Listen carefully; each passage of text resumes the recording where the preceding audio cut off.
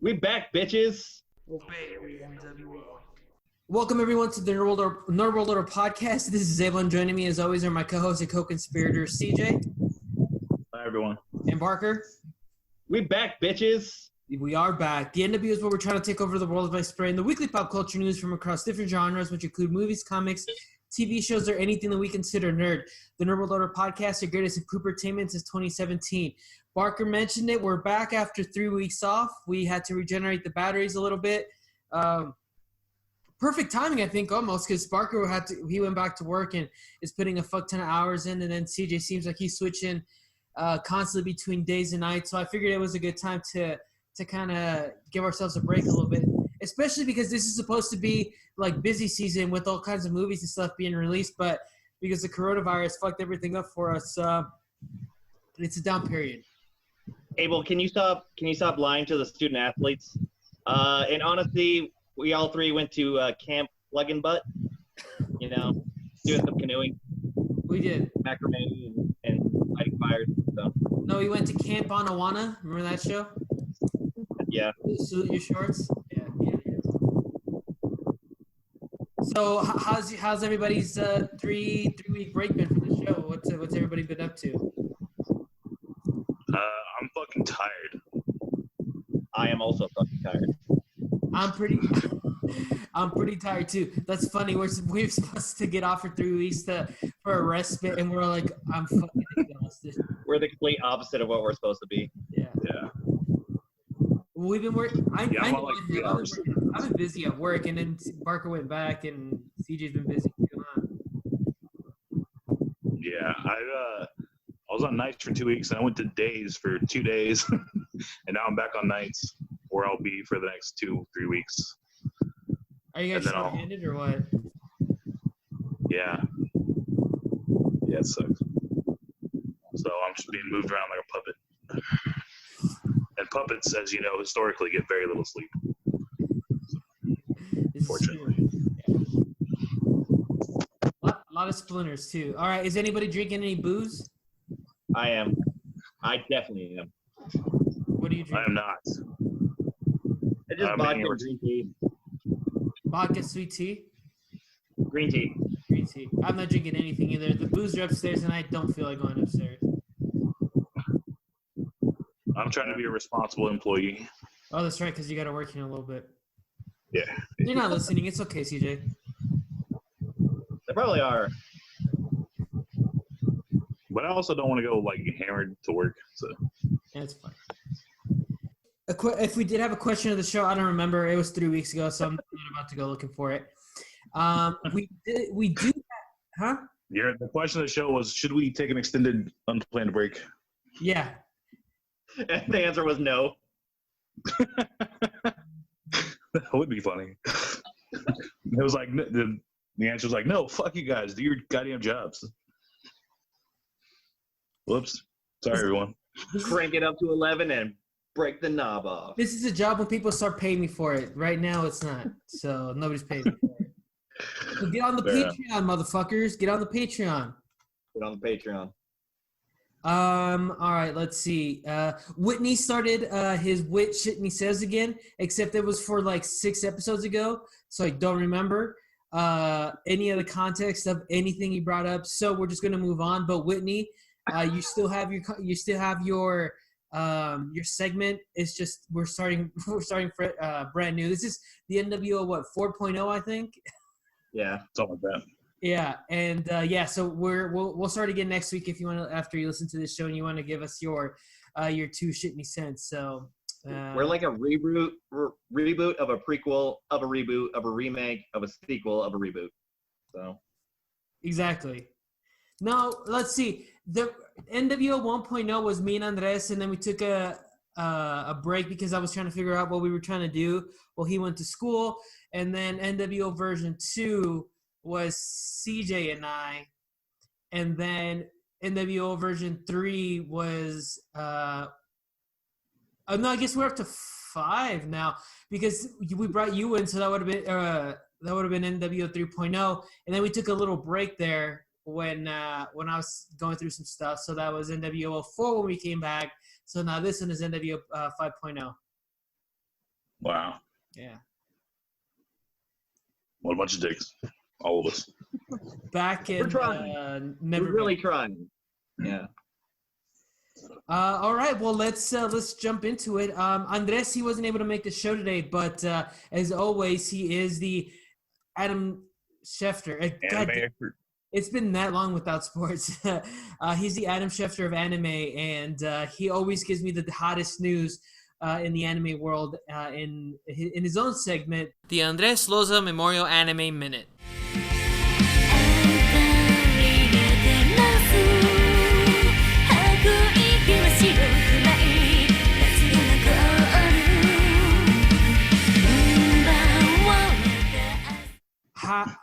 Haikyuu. Oh, this one's gonna be good. Officially coming to an end. Hey, well, why are you pretending not to know how to pronounce that? I don't. If Andres was here, we all would have known. That's true. Might be coming to an end with the next chapter of the manga, but series creator Haruichi Farudate has been steadily building towards an ending throughout its final arc as Shoyo Hinata and Tobio Kageyama, as respectively pro volleyball team take on one another in a fierce match to settle their rivalry. At least that's what the final arc seemed to be doing when Hinata and Kageyama began their final game against one another. But as the results revealed themselves, it turns out that it was just another game in between a long-standing rivalry developed through the years off page. Wow. Can't I believe always it. love, like, you know, it's gonna be a good one when Abel just like kind of stumbles through like the first name. That's always a good one. Oh, you mean everyone? I was about to say, Yeah. I feel like that's every week. Had you know what? Fuck it. I'll just keep going. That's what it's Every single one has been the best one so far. So even though we took 3 weeks off, I'm in my prime when it comes to the Andres Souza Anime Minute. So It's like you never left. yeah, like we never left. There was a shit ton of stuff that happened. So this is going to be kind of a lightning round. If you have anything to say about it, let me know. Are you trying to say rapid fire and Rapid failed fire. miserably? No, lightning round's a thing too. Yeah, okay. Well, you said fire. No one says fire lightning round. You try to like genetically like it like combine them together. And This is the it's just- NWO. We do things organically here, and it's the fire lightning round. Okay, so this is a fire lightning round. If you guys have anything to add to it, just let me know. If not, we can move on. These last couple of weeks in Nerd. This weekend. Can we call it the firing lightning round of speed? Yeah, this is the fire lightning speed round of news. Did you guys hear what Ray Fisher said about Joss Whedon when he was? Yeah, he's a shit. Yeah. Yeah. So Ray Fisher tweeted a couple weeks ago, Joss Whedon's on-set treatment of the cast and crew of Justice League was gross, abusive, unprofessional, completely unacceptable. He was enabled in many ways by Jeff Johns and John Borg. Accountability greater than entertainment. He first started his statement by posting a video of comments that he made at a Comic-Con, I think 2017's Comic-Con, where he's like, yeah, no, I love working for Joss Whedon and all that stuff. And he quote tweeted that saying, I'd like to take a moment to forcefully retract every bit of the statement.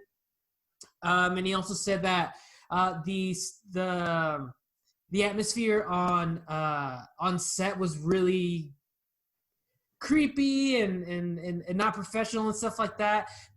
I don't know if you guys remember Justice League, where the scene where the Flash like runs into Wonder Woman, and then like Flash is laying on top of Wonder Woman, and you just see like him panning from like up from her boobs and stuff.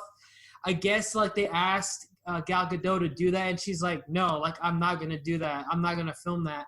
And they went behind her back with the body double and filmed that scene because I guess Joss Whedon needed it in the movie.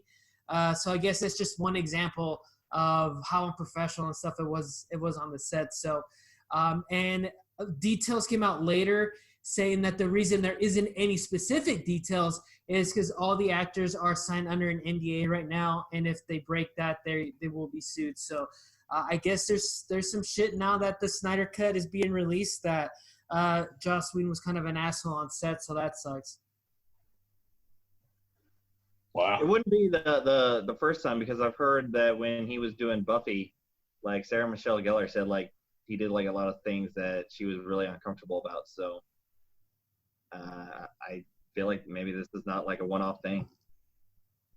Well, and then after the second Avengers, a lot of stories started coming out about Joss Whedon, and he uses his position of power to like sexually like be inappropriate with a lot of like women on set and stuff like that. He was cheating on his wife. So yeah, I guess it kind of continued. I was thinking about that. I couldn't remember if that was Josh Whedon or not. It was. Yeah, apparently that guy's always been a creep. Apparently. Yeah. Which kind of makes me glad he doesn't. Well, it annoys me that they hired him in the first place, but yeah, I don't know. I'm glad this is catching up to him. Well, good for Ray Fisher, like, because he doesn't like legit, like he doesn't have like a huge star yet. I mean, you know, he's super young still, but he's not in the position of like a huge movie star that can say whatever they want. He's still like up and coming. And he was still able to open up, and he's like, yeah, I'm still not going to, you know, stand for that shit. So yeah, good on him, I guess. Yeah. He said, I think one of his tweets was, or maybe an interview or something. He was like, if I'm lying, you know, sue me, do whatever you got to do. Yeah. And nothing's happened yet. So, I mean, and it's not like he's going to be back for Cyborg with WB. I mean, everything right now sounds like nothing's really going to happen for the foreseeable future. So I think this is the time where he can actually, like, you know, get it out there, where it's just like, hey, you know, Joss Whedon's kind of a dick. Yeah. I wouldn't know, but my guess is there are probably going to be some filmmakers and producers and stuff who agree with him and probably appreciate that he's putting it out there. I don't think he'll probably be out of work, is my guess, but who knows? I don't know. I mean, some opportunities are probably lost, right? But yeah, I think it's along the same realm as John Boyega. He was at when all the Black Lives Matter, when they initially started, because a lot of them are still going on, but when the protests first started back in May, June, John Boyega was speaking at one, and he legit got emotional because he said that because he was at one and he was leading a protest, he never thought he'd be able to work again in Hollywood. But he got a lot of support on Twitter, like a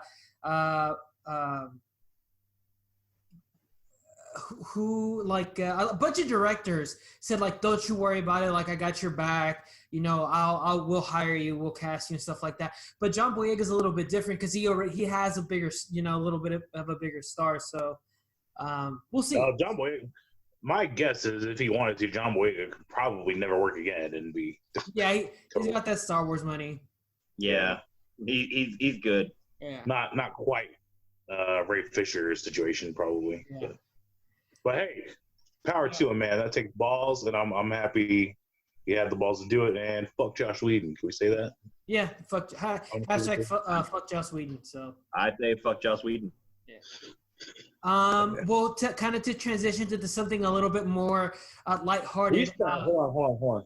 We used to have, what was that? God damn it. Go fuck yourself, Josh Whedon edition. Oh yeah. Poll question: should Joss Whedon go fuck himself? Oh yeah. Yeah. We need all three of us have to be responsible for bringing that up on a weekly basis, and this week it's Joss Whedon. Okay. That's a running gag. Okay. Fuck him, Josh Whedon edition. Yeah, fuck him. Exactly. Okay, let's see. I've been way too long since we've done that. To something a little bit more lighthearted, and it is Justice League related. Did you guys see the tweet that Zack Snyder put out yesterday? No. Wasn't it Superman's black suit? Exactly. So. Okay. Yeah. Okay. A lot of the pushback that Justice League got when it was released is that it really didn't follow a lot of the beats from the death of Superman, and one of them was Superman came back with the black suit. Well, he released a clip yesterday of Superman introducing himself to Alfred, and he's like, "Oh, so you must be Alfred," and he's completely in a black Superman suit, and that made me excited as fuck. And kind of like a mullet, right? Now you're getting, we're missing the mullet. But I'll take the black suit. I'm over it with the mullet. I hated the mullet in the. No, I want to see the mullet. I don't need to see Billy Ray Superman. Fucking, I'm good. That comic is Terrible. super 90s, which is why when he came back, he had the mullet. But I wouldn't mind if they go back and add some long hair. It doesn't have to be a mullet, but it could be long hair. Yeah, a little shaggy maybe. No. I like I don't know. I like how he looks in just the picture, to be honest. Yeah, I really like the black suit. I think that was pretty awesome. But we can all agree that the black suit's badass, though, right? Oh hell yeah! Yeah, absolutely. It is. It's really cool. Yeah. So does this maybe give you more hope or make you more excited for the Zack Snyder cut of Justice League? Maybe that their entire pieces of this movie that seem to be gone, and we're going to get a more faithful adaptation, I think. I hope so. I hope it does seem like. So he comes out with the black suit, and there's no hints of that in the movie that we got, right? No. So that seems to indicate there's like 20, 30 minutes of movie, right? That of him in black suit phase, right? So it makes you think that we're missing like huge chunks of this movie, which is interesting as hell. I'm looking forward to filling in some of those gaps. Yeah.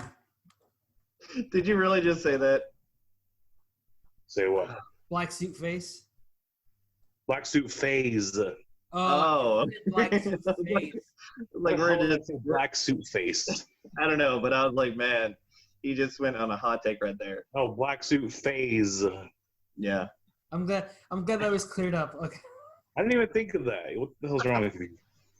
To stay in the DC world, did you guys hear about the Gotham PD TV show that's going to be centered in the Matt Reeves Batman universe? No. So what they're going to do is HBO Max it's been officially announced. This isn't a rumor that they are ordering a show to go straight to HBO Max about the Gotham City Police Department that is centered around the Matt Reeves universe. So maybe we'll get some Batman, but it's going to concentrate on the Gotham City PD and how they deal with everyday criminals and with some of Batman's villains and stuff like that. And this is actually what that TV show Gotham was supposed to be. Because the only season I've ever watched of that show is season 1, and that was supposed to be like a procedural cop show. But people were like, "Where the fuck's Batman?" So that's when they started doing like the origin stories of all the villains and stuff. But from everything I've heard, is this TV show is going to be specifically like a cop show in Gotham City. I think that's risky. Why? Well, are you up on what's happening with Brooklyn Nine-Nine? It's tough to put cop shows out. Just not even because of fans or just the current climate is it's a fluid one, and you gotta, I don't know, it's gonna take some finesse, I think. But and I don't know what all that entitles, but I think it's gonna be easy to be painted in a bad light for a lot of people. That's gonna be tricky.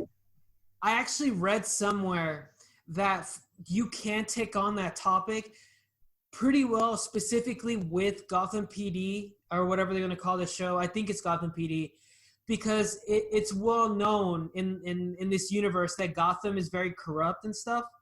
So I think it'd be real easy to write storylines where Commissioner Gordon is the one good cop and he's trying to kind of like filter through Gotham and stuff like that. So if you write it through that, through that prism, I think you should be able to get away with it. We'll see. And I don't necessarily like the notion that you can't tell stories, like whatever they may be, right? Mm-hmm. Okay, like I'm annoyed for Brooklyn Nine-Nine. Like people are saying, oh, you shouldn't, whatever. It exists in a nonfiction universe. So I'm not saying necessarily that I agree with any of that. It's just going to be. Yeah, no, I understand what you're saying. Yeah. It's going to be kind of like walking on eggshells, and I hope creatively we get something cool and creative out of it, and it's not like hindered by that, I guess. Yeah. So we'll see. But I'm not even convinced it's going to be a good fucking movie. So I'd like to be able to judge that first. So. What do you think, Barker? Not in that aspect. I mean, I kind of agree with CJ and everything that. I just feel like if you're gonna do a police show like that, I mean, they already did it with Gotham. I watched 3 seasons of it, and it didn't focus on Batman. I mean, it kind of did, but it focused on Jim Gordon kind of becoming the police commissioner and everything that. So I don't know like how they're gonna do anything different. I think they're just gonna redo Gotham again, and if so, it's just like you gotta up the ante and everything, because I've heard the last 2 seasons of Gotham, where they cut it and everything, was like amazeballs. So we'll see, but I just don't see it being any better or any different. So why'd you stop watching it? Must not have been that good. No. I really want to watch the rest of it. I just got caught up with this show and watching everything else. So. Oh, okay. Yeah, it'll do that. Yeah, it'd be like that sometimes. I'm okay with it. I want to see. There's a comic book series that was called Gotham PD, and I haven't read it, but from everything I heard, it's really, really, really good. So if they could just adapt that for a modern age, and it's not that old. I think it was written like 5 or 6 years ago, but it's okay with me. And we also found out that with this show and the Batman, it's going to be set in its own universe, and it's not going to be technically in the DC extended universe. So there we go. All right, let's move on. Maybe this is a story. Wait, I'm sorry. Did you just say it's not going to be in the DC? No. Okay. Yeah. Okay. Let's see. They are remaking a Teenage Mutant Ninja Turtle movie, new one, a CG movie reboot from Seth Rogen. So that's pretty cool. Okay. I'll fucks with it. Those are 2 cool things that could come together coolly. Yeah. I don't want them to turn them into like stoners or something. That'd be annoying, but I don't think so. No, I actually want to see that. That'd be awesome. You want to see stoner Ninja Turtles? I don't. I mean, Michelangelo is basically one. Yeah, but that'd be annoying. I'd be annoyed. I don't know. I feel like. Can you guys see my screen? Yeah. Yeah. Okay. I mean, the fans. I'm moving to the next story, and this is cool to me. So obviously, recently, Disney bought 20th Century Fox, correct? And 20th Century Fox has The Predator and Alien as franchises. Well, not only did they get the movie rights, but Marvel just bought the comic book rights, and Marvel's now going to write Predator and Alien comic books. And that's fucking dope. And there's no detail as far as like when's it coming out or who's writing or anything, but they released these 2 badass covers. And the reason I'm sharing my screen is because I want to show them to you guys. Can you see that Predator? Yeah. He has Iron Man's spine ripped out. That's dope, right? That's cool. Didn't I show you this? Did you? Yeah, I'm pretty sure I showed you this. Oh. Yeah. Well, I don't know. But he's standing on top of Avengers Tower, and then we have an alien here. That's dope. That's pretty fucking dope. And I'm really excited for that. I say number 1, fuck the Predator and all the movies. Okay. I'm kidding. I just wanted to fuck with CJ. No, I really like the drawings and everything. That I think that'd be a really cool kind of, not really spin-off, but we'll see what happens with it. Those would be some cool ass crossovers, like the Avengers versus Aliens or something like that. That'd be cool. I'm kind of I don't know. I obviously I'm excited for it. It'll be cool. I'm sure I'll read it. I think the Predator and the Aliens are at a disadvantage because they're kind of expendable, and because there's a bunch of them. There's only one Iron Man. They're not gonna kill Iron Man. You just saw that picture. It's just you really believe that's Tony Stark had spine ripped out? I mean, that'd be cool. Maybe they do. Maybe they do Marvel Universe 14445, and Predator comes in and he starts killing the Avengers one by one in a jungle. I mean, why wouldn't that be a badass story? That would be a badass story. I'd read that. But CJ, who would win between Predator and Captain America? Captain America. Oh shit! Not the answer I was expecting. Okay. Well, okay. Like I said, like Predator is at a disadvantage. He's been beaten before. Danny Glover killed a Predator. You know what I'm saying? Like, I'm not saying it's easy. What I'm saying is it's doable. I'm pretty sure Captain America could beat the shit out of Danny Glover. So it's kind of. I'm not saying the Predator's not a badass. What I'm saying is the Avengers are really badass.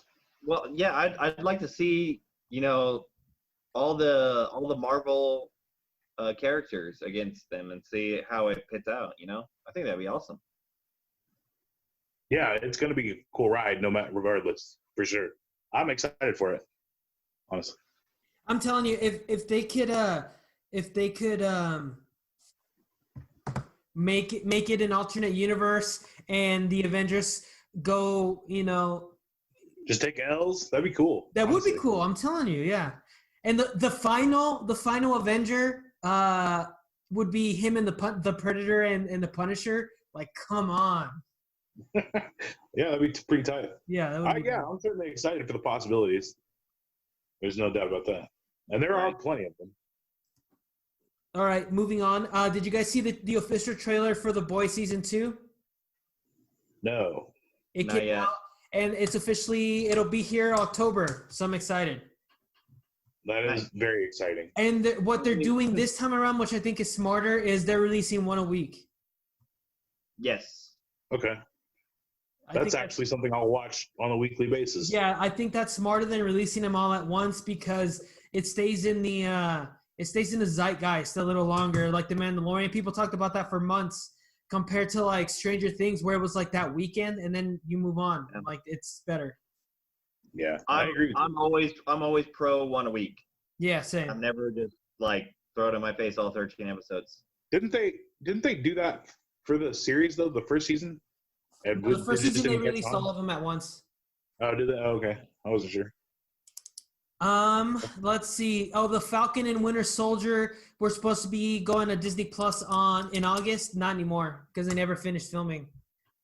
Oh, doesn't that mean Dustin was wrong? Bullshit. Yeah. First off, I said by September, so we still got time. They haven't even finished filming by the end of August.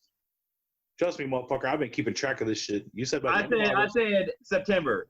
It comes out by the end of September. I said that. If it comes out in October, I'm wrong. But you're definitely wrong. I'm totally not wrong. You are wrong. You've never been more wrong, and I feel vindicated. To be honest with you, you should not feel vindicated. Can I just say, fuck Dustin Barker? Fuck. Is it? Hold on. I'm looking at the calendar. Is it October 1st? Fuck Whitney Bookman. We're still in July. Okay, we got time. Fuck Whitney Bookman for being extra wrong and helping you be wrong. Fuck A-Wolf for probably saying be taking your side. I don't know if he ever did, but just in case. No, I didn't. I'm just handing out fucks.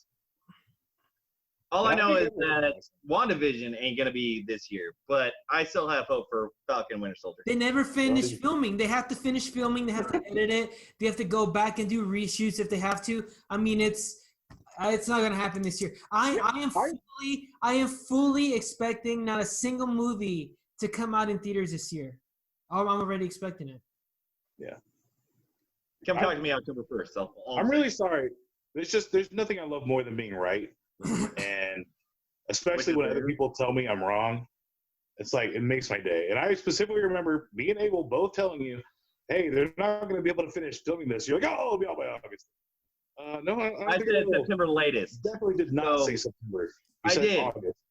I went back and listened to that like 8 times. Go back to that show. Go back to that show. I said September latest. No, I remember. You know what I'm going to do, honestly? So right now, after this, I'm going to find the old episode. I'm going to edit what Barker said, and then we're going to see how dumb you. One of us is going to look dumb, Barker, and it's not going to be me. So it ain't going to be me. Let's come talk to me October 1st. All I'm saying. Moving on.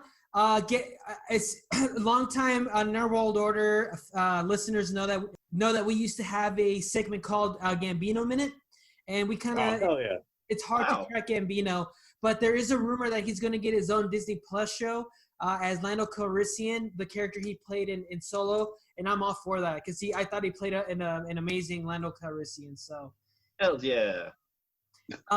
There are rumors that there's going to be. We did Gambino ate lunch at Wendy's today. Yeah, exactly. Yeah, Gambino had. That was a good segment.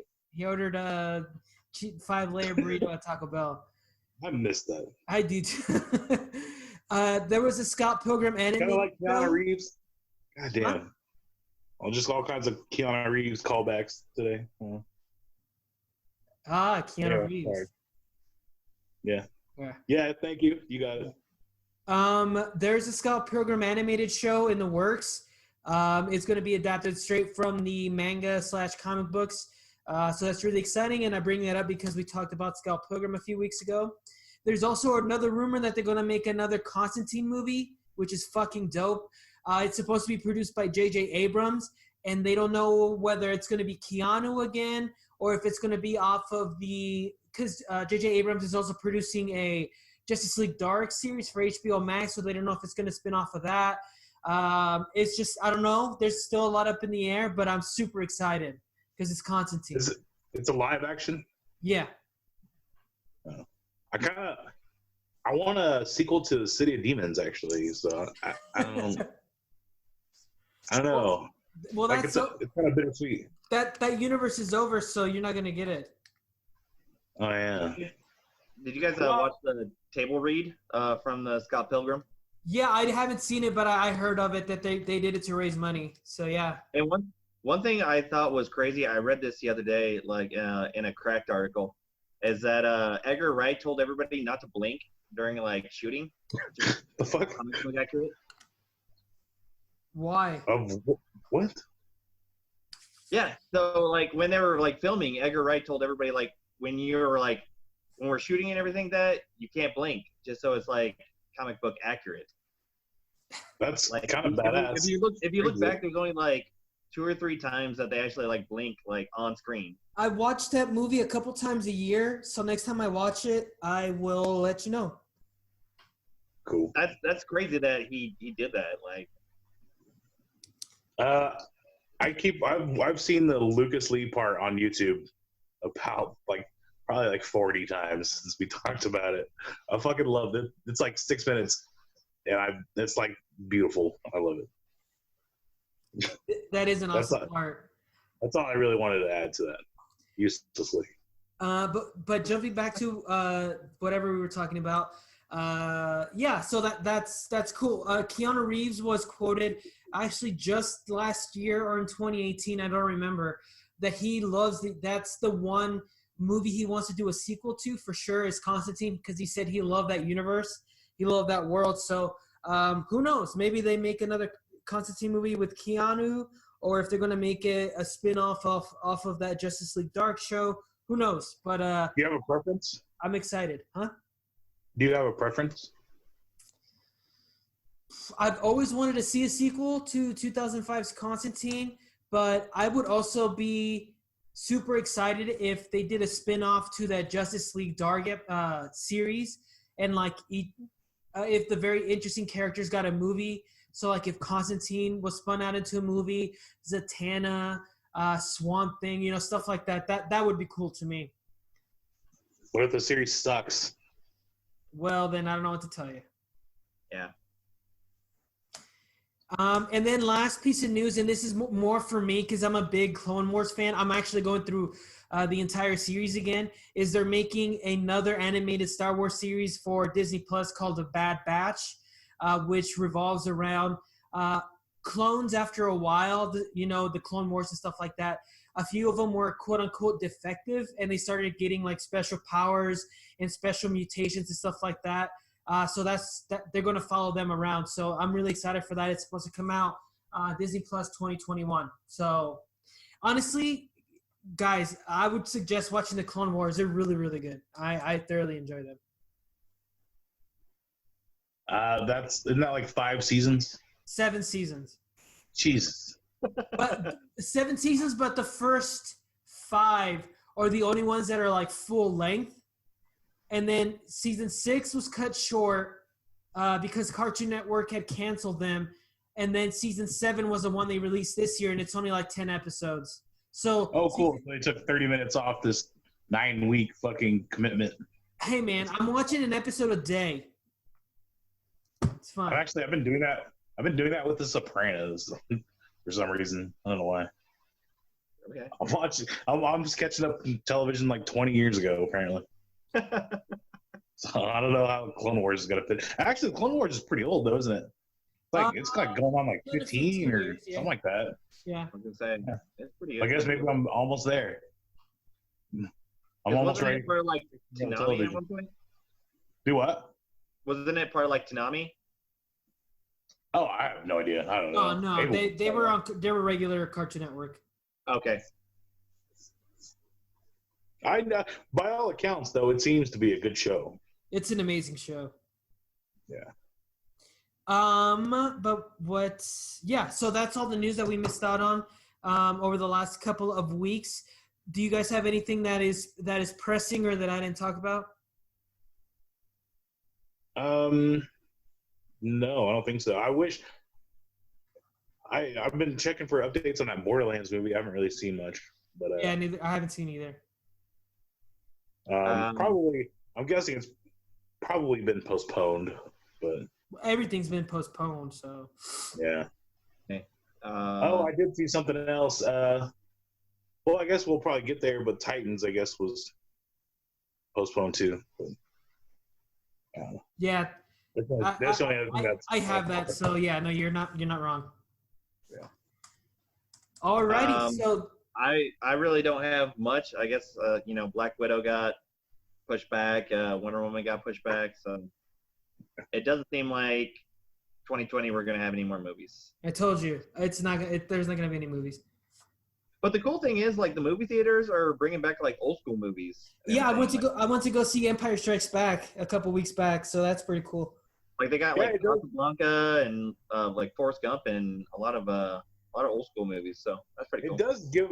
This is a cool opportunity to revisit some legacy things. Like if they were just pumping out movie after movie, we probably don't do Lord of the Rings. Yeah. Right. Yeah. And we probably don't do like the Infinity Gauntlet or so. Yeah. Like, so it sucks at the same time, but it's a cool opportunity too. I agree. It's definitely flexing my or having me work out my producer muscle because it's like, fuck. We do have Florida news. I'm going to share my screen again because you guys need to watch this. And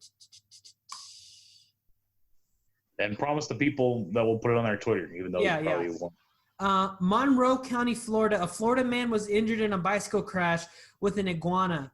Don't worry, the injuries weren't life-threatening, at least for the 62-year-old bicyclist, the Monroe County Sheriff's Office said on Facebook. The man was riding on a path July 10th in Marathon in the Keys when the iguana darted in front of him, he told officers. Keys residents are in a, quote, constant battle with the lizards, said Adam Linhart, spokesman for the sheriff.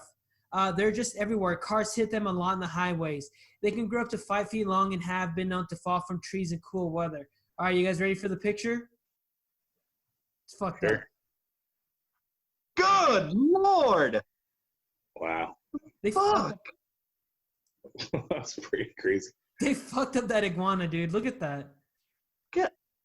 Dude, he's like literally part of the bike. The fuck? Yeah, so I'll post it on the Twitter. That's an NSFW, for the record. Not safe for life. There's no blood. Yeah. Yo, that iguana is fucked up beyond all belief. I think that's how they make those decisions. It's the amount of blood, because people die in like PG That movies. iguana's dead. They just don't show blood, which is weird and arbitrary, but whatever. Dude, that leather spine literally says Huppy. Good Lord. Yeah, no, he had a bad day for sure. It was probably over quickly. It's like the beginning of like the movie. It's just like, I bet you're wondering how I got here. It's a crazy day. It's like 2 hours earlier.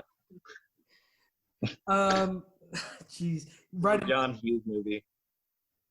Okay, so yeah, speaking of squashed iguanas, the main event this week is Teen Titans Judas Contract, or one of the our main topics. This is the adventure. We're almost winding out. We're almost finishing this crazy adventure we've been going on, watching all 16 movies. But yeah, so we decided to pair it up with Titan Season 2. So it's a barely Teen Titans week. Or barely legal Teen Titans week that we're talking about here. So yeah, the first thing we'll talk about is the animated movie. Yeah, so with the release of Justice League Apocalypse War, which is the last movie in this universe, we all decided that it'd be a good idea to kind of run through all the movies and all the animated movies anyways, and kind of revisit them, see if we haven't seen any, to watch them. So yeah, this week is Teen Titans Judas Contract. This is directed by Sam Liu. It's Liu. I don't want to butcher it. But this is the second movie he's directed. The first one was Teen Titans versus Justice League. And he actually ends up directing the most movies because he directs 6 of them in the DC animated movie universe. This story is based on the 1984 Judas Contract comic book storyline that was written by Marv Wolfman and drawn by George Perez. There are quite a few differences in the comic book and in the animated movie, namely that Nightwing wasn't a thing yet. He adopts Nightwing at the end of the story. Wally West quits the Teen Titans, and Jericho actually joins the Teen Titans at the end. So that's something that's a little bit different there. This movie was released April 4th of 2017, and it is the 10th movie of the 16 movies in this universe, so we're more than halfway done with the DC animated movie universe. This one is starring Stuart Allen as Damian Wayne, Taysa Farmiga as Rachel Roth Raven, Brandon Soho as Beast Boy, Jake Austin as Jaime Reyes, Christina Ricci as Tara, Sean Maher as Dick Grayson, Carrie Walgreen as Coriander, Miguel Ferrer as Slade Wilson. So yeah, just, basically a lot of the same people that have been doing the voice acting from the characters before. And as far as the money that it's made, this sits exactly in the top 5 in the DC animated universe of most money made of movies. So while I went through all the specs, CJ, what is this movie about? Oh, Jesus.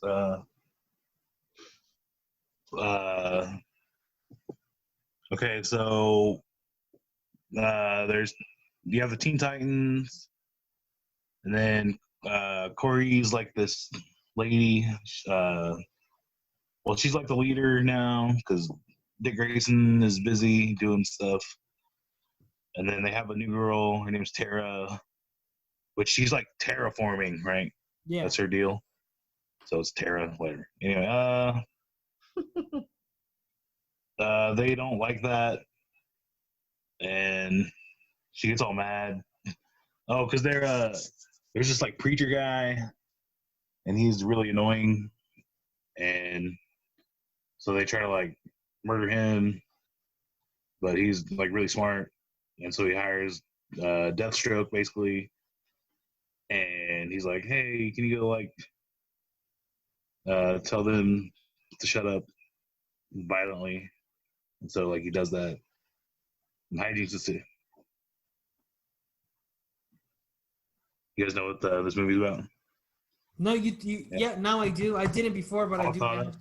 I appreciate it. I forgot I did that, and I wasn't expecting it at all. You're a little risky, but I mean, 4 weeks away, you'll get it back. All right. So with all that being said, what is everybody's kind of overall thoughts on Teen Titans Judas Contract? I generally like it. It's kind of. I hate to say it's mediocre because I think even the average movies in this universe tend to be above average for movies. But I think it's kind of middling as far as the DC animated universe goes. But like I said, having said that, it's still a good movie. Parker? I'm just going to lay my cards on the table. This is by far one of the best movies in the DCAU. I think action-wise, story-wise, voice casting, I think they did everything to a T. Just a great all-out movie, in my opinion. I tend to lean in the I like this more than I do dislike this camp. But yeah, I would say that for me, it's not necessarily middle of the pack, but it's middle of the pack forward. I think there's definitely a few movies that are better than this. But yeah, no, I thoroughly enjoy it more than I don't. So we'll start with Barker. What's one specific thing that you liked about the movie? Well, I have a couple, and I'll make it really quick and everything. I think number one, when we went back to, I think it was Son of Batman, when everybody said that was a good Slade voice. This is the Slade Wilson voice actor. I think him just being that grisly assassin voice, and him just kind of middling, while at the same time kind of being funny.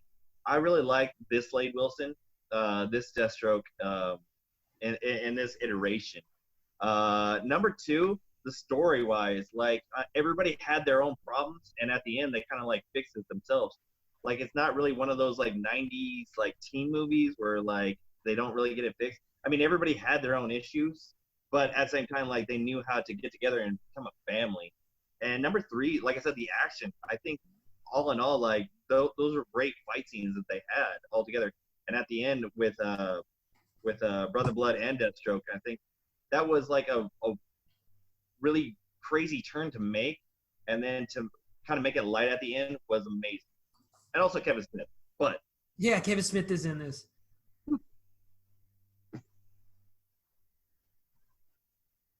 No, go ahead. That's it.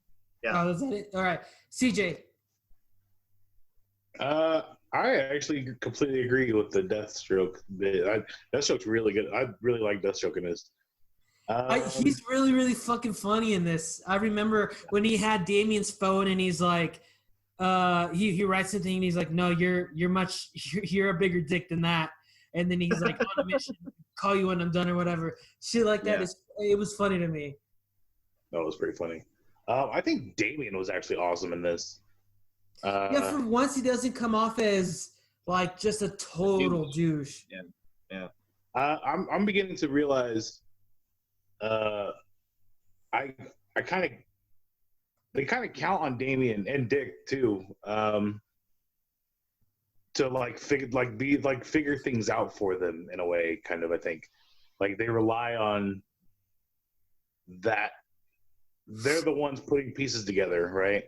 They're the ones moving the plots forward. Even for them, not they think they're in the movie. Not I don't mean it for breaking the fourth wall type stuff, but for they're the ones figuring out evil plans and stuff. And I don't know, Damien just came across as really kind of ahead of the curve a little bit, I guess. And it's because he's becoming a really cool character because he definitely he's cynical. He has that suspicion on everything. Nothing sits well with him.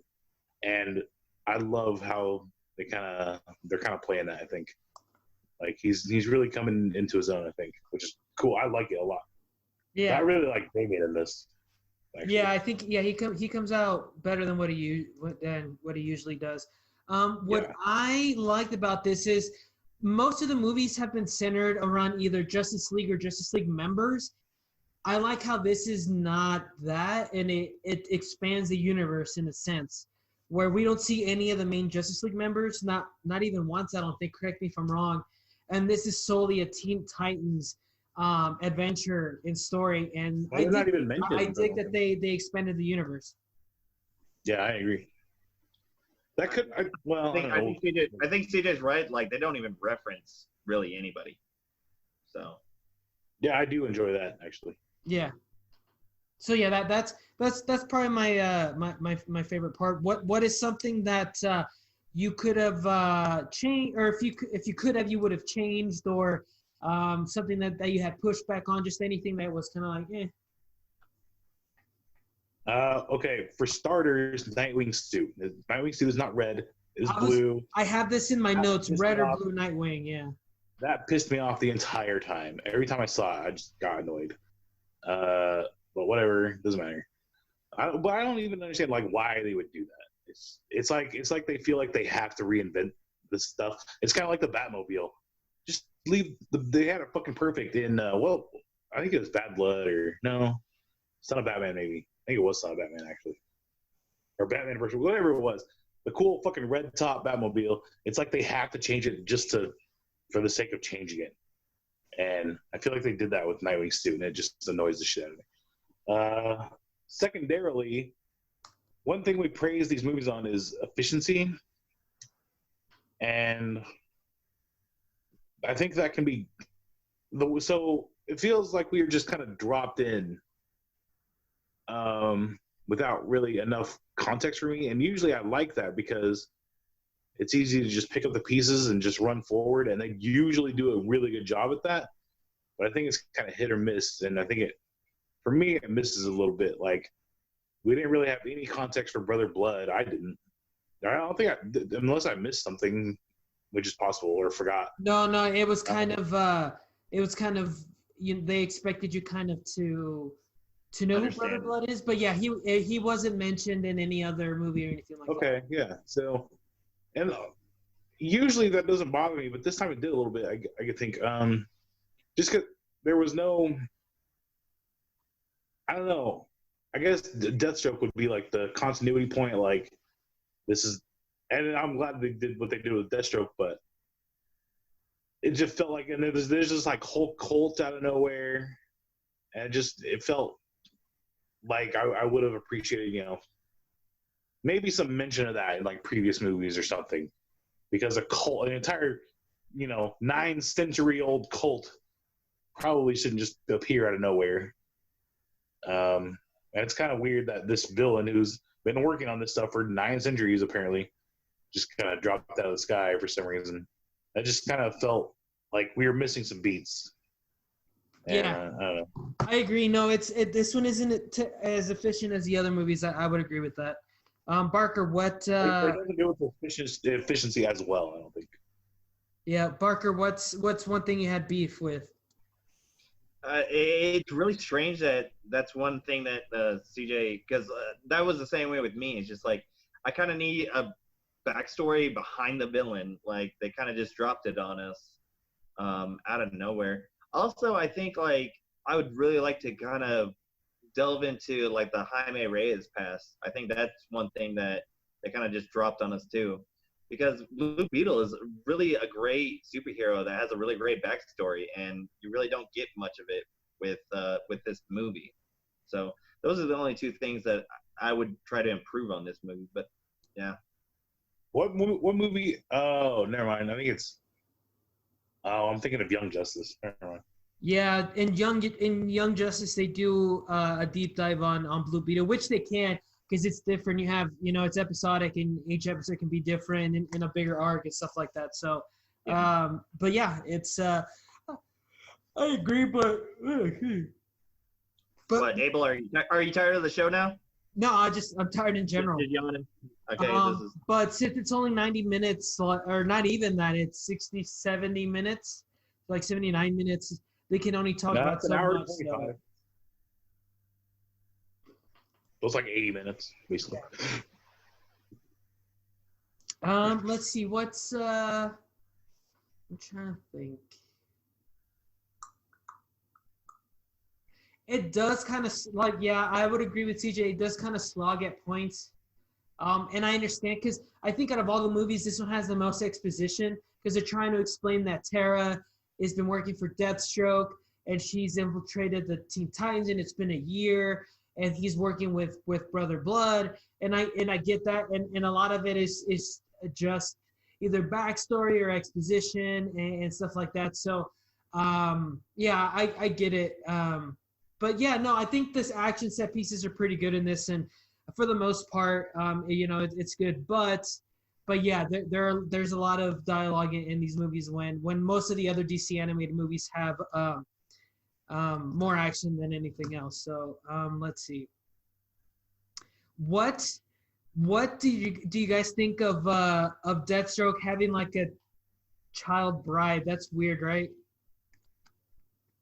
that was a really awkward point of the movie. I was very uncomfortable with it. I mean, when they kind of talked about like the whole backstory of how he saved her and everything, and then she's just really infatuated with him. But then you kind of understand like it's more like he's just using her, but she's more like I really want to be with him and everything that. But still, just very uncomfortable. It actually made me respect Deathstroke more. It was like, which is weird, but it's true. Like a piece of shit would have, or more. Like he's obviously a piece of shit, but a piece of shit in a different way would have like taken advantage of that, and that would have been super gross and not cool. But he never did actually, which is kind of weird. It's like he's a piece of shit, but he has his own like code of ethics, maybe. Or maybe I don't know. It's weird that I came out respecting Deathstroke, but yeah, it's I don't know that. Yeah, super weird, but He was very bored. makes Deathstroke look like less of a piece of shit. So that's nice. Which is weird again because it's weird because he's like betraying children and killing them, and it's terrible. But less of a piece of shit somehow. Yeah, that's definitely weird. Not CJ's point, but the fact that I guess we really don't ever get a clear age. But I remember that was I remember reading or watching one of the because I have the Blu-ray, and one of the commentaries or little special featurettes, they talk about how there was a lot of pushback that Deathstroke had like a teenage girlfriend or whatever. So yeah, I don't know, it's weird. But he doesn't really. He I mean, he just has a pawn. If you ask him, or Yeah. if you catch him in a moment of honesty, he just has a pawn that he's playing chess. Like he doesn't. You know what I mean? It's all for. Yeah, It's just means to an end. I guess in the movie, it's less. It's not. In the movie, it's portrayed as she wants him, but he doesn't necessarily want her. And then at the end, we kind of see the twist where he betrays her. So yeah, in the comic book, it's more kind of like he's into her kind of thing. So yeah, I see where you're coming from.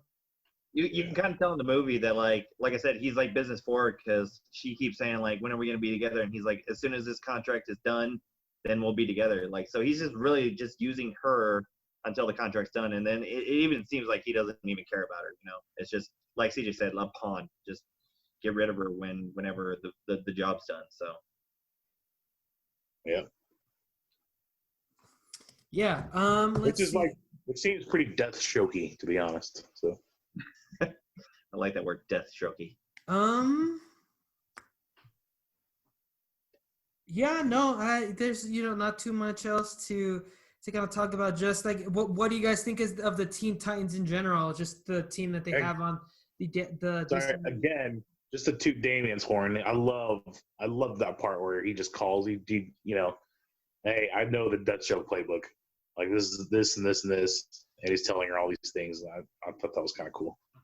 Yeah, and But, it's, I forgot for like a second watching this movie that they have a past. You know, he was with the League of Assassins or whatever, and he's known her longer than she has by a lot. Yeah, For sure. for Yeah. sure. Yeah, so I like that. And I should say one thing I really enjoyed. It was like, okay, so the end. I really enjoyed the end. Actually,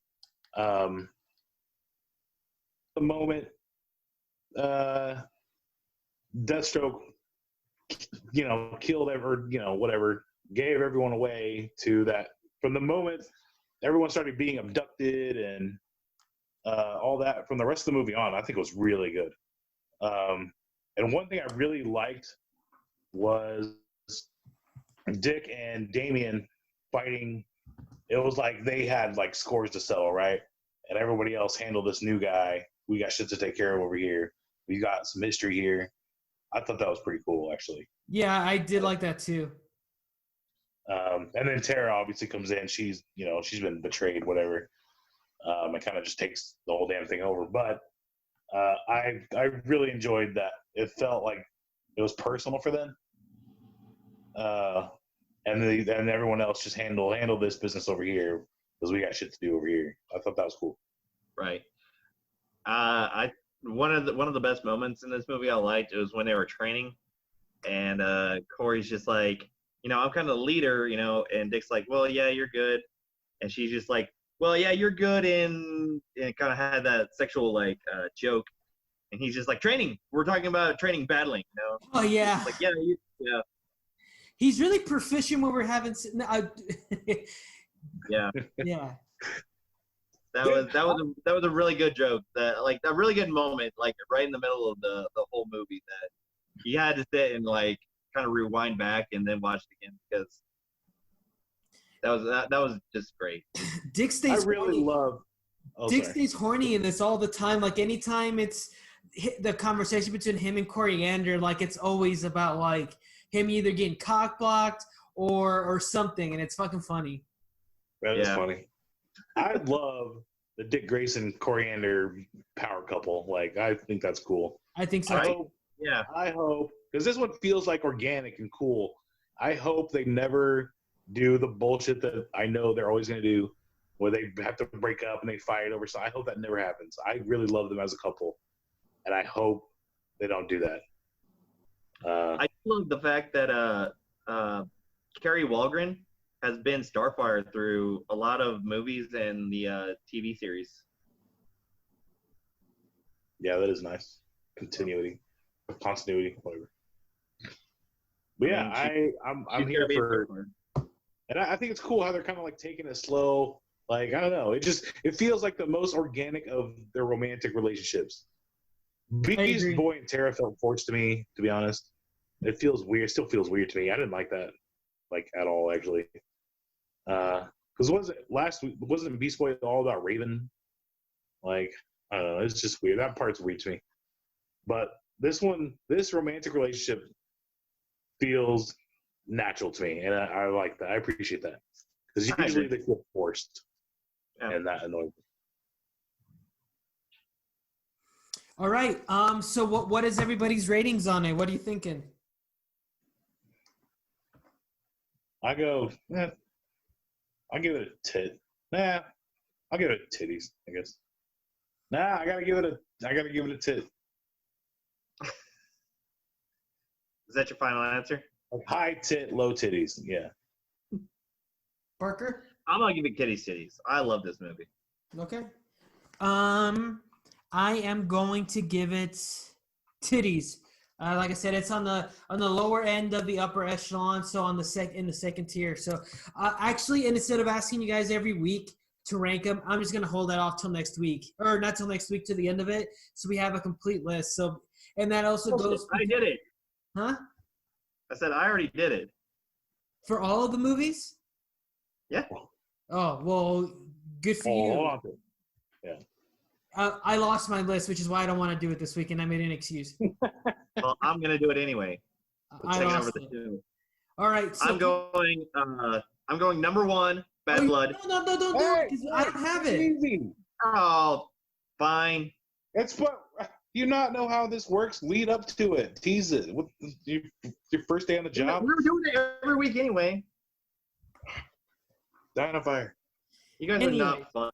And but who starts the countdown with 1? What the hell's wrong with you? Because everybody needs to know the best movie. Nobody cares about number 10. Well, now we can totally not need your list because we know what number 1 is. 6 more movies to go.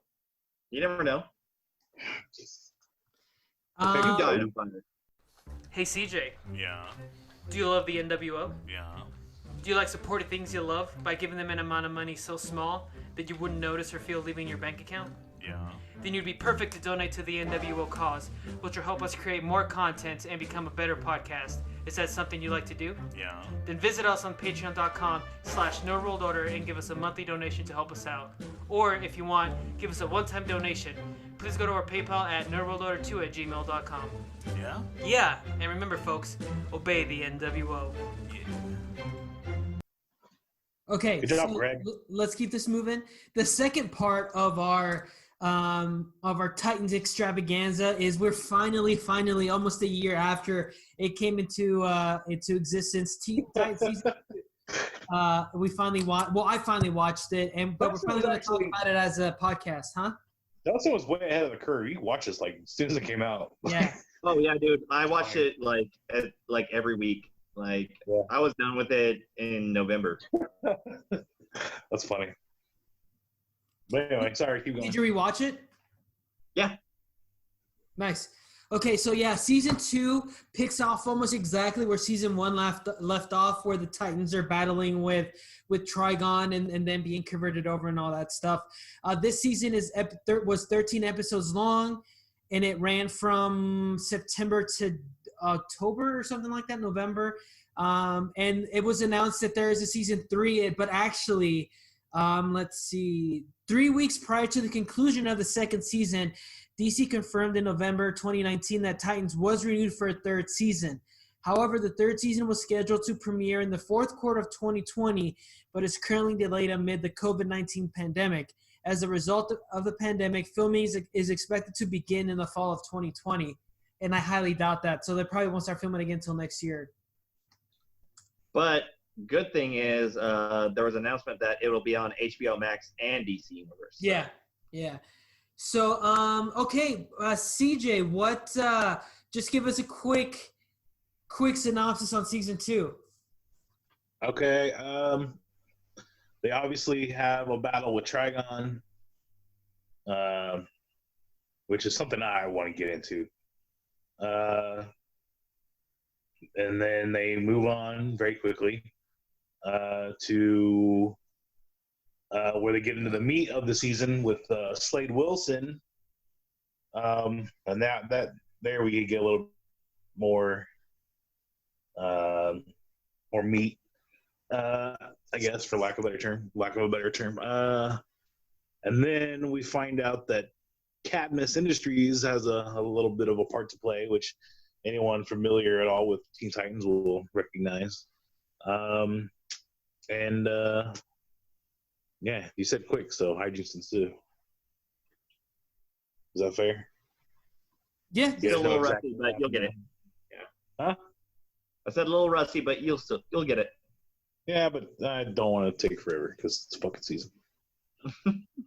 Okay, so so we'll start there. This season left off immediately where season 1 left off, and it almost to me feels as though this episode should have been in season 1, to me season 2 starts in episode 2, and and we talked about it actually when we talked about the end of season 1, because they had already announced that Deadshot was coming in and all that stuff, and we're like, well, how is this going to resolve itself? Because if I feel like, defeating Trigon is more than a 1-episode thing, and they did the 1-episode thing. And what do you guys feel how that storyline ended out? It's fucking terrible. Honestly, it put me off to the whole season just on the first episode. Trigon is worthy of being a season ender, right? And it wasn't even a fucking fight. She just did a power real fast, and it was over. You shitting me? That was horrible. That was terrible. That was the worst. That's my least favorite episode of Titans in the history of Titans.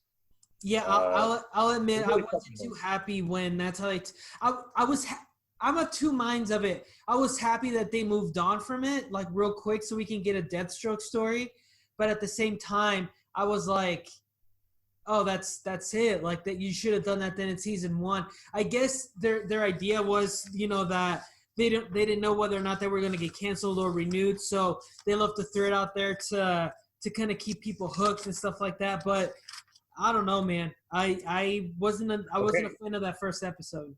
No, you cut some fat from the first season, and then you introduced Deathstroke with the end. Just like they actually got the ending of this season right, I think, or closer to being right anyway. Which we can get into whatever, but yeah, completely bungled the ending of last season and the beginning of this season, and it turned me off to the whole thing, and I only kept watching it because of the show. I ended up being glad I did, but God, that annoyed the hell out of me. It was so, and Trigon is worthy of more than, Raven just does a power real fast and it's over. That was so annoying. There should have been some action. There should have been. I felt like nothing happened. Like, it just bothered me. Parker, where are you with that? Please just stare into the abyss. No, I was just waiting on you guys because, like I said, I love Titans. I've been trying to follow as much as possible and everything like that. So right when Swamp Thing went from a movie to a series to a cut series, this is when they were kind of finishing season 1, about to go into season 2. And Abel's correct. They wanted people to kind of have that cliffhanger to go into, because that was supposed to be episode, I think it was 14 for season 1, but they made it to episode 1 for season 2, just to get people kind of more like invested into it, so they could actually make it season 2, because they didn't even realize if season 1 was ever going to happen. I agree. I feel like Trigon kind of went out kind of weak. I think there should have been a bigger battle. But then again, if that would have been, episode 13, 14, whatever it was for season 1, I think they could have done that. But they were just trying to kind of make sure that there was a season 2, that people were kind of excited for it. I agree with you too. Like the Trigon and Deathstroke, from what I'm kind of figuring out from the comics, are the 2 main villains of the Teen Titans, along with the Hive and Brother Blood and everything like that. But I mean, those 2 are the most kind of iconic people. So there's still a way for season 3 for Trigon to come back. I mean, it's not like he's gone forever. But I do agree with you that the whole Trigon kind of saga, not really saga, but the storyline kind of faltered. Yeah, I kept thinking to myself that maybe they're gonna do the where he's trapped inside of her jewel on her forehead, because I just don't think he could have gone out like that. That was too I don't know. That was kind of a cop out maybe to try to get to the next story as soon as possible. So, but yeah, I'm glad it was only 1 episode though, and we were able to get to the rest of it. I mean, when your name is Trigon, Destroyer of Planets, and you go out like that, that's kind of weak. But like I said, it's not like he's gone forever. Yeah. I kind of hope it is, though. I think that'd be an annoying crutch. Like, if you wanted to give it justice, you should have done it the first time correctly. But I mean, from what I'm understanding, he does that in the comics a lot. He does come back a lot. So. But I think you're holding yourself back as a show if you keep just retelling that same story. Like, you got to move forward. I mean, the one thing they actually, I think, did well is they didn't remake the same mistake. You just got to keep pushing forward, I think. But I would actually be annoyed if they brought him back. I wouldn't. Or at least in that same, it might be kind of funny or kind of cool if they they brought him back in like a sort of like. I actually like how in the cartoons, like he's kind of this like helpless thing, like in her stuck in her head, and he's just like judging her, like, oh, that sucked or whatever. Yeah, I do like that. That's funny. Yeah. So but if they do something like that, that'd be funny. But as a villain, I think they got to be done with that. All right, so now that we got over that first kind of really season 1 episode, from episode 2 to episode 13, what did you guys think of that in general? I like it more than I don't. Like I said, I'm glad I watch it. There's a lot of great writing, and there's a lot of shitty writing. And it seems to me that they play both extremes.